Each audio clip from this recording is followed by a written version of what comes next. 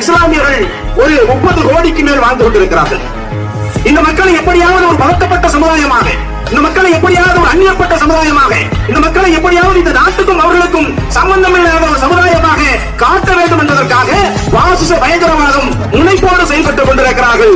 எழுதி வைத்துக் கொள்ளுங்கள், நீங்கள் உங்களுடைய வரலாற்றிலே பதிந்து வைத்துக் கொள்ளுங்கள்.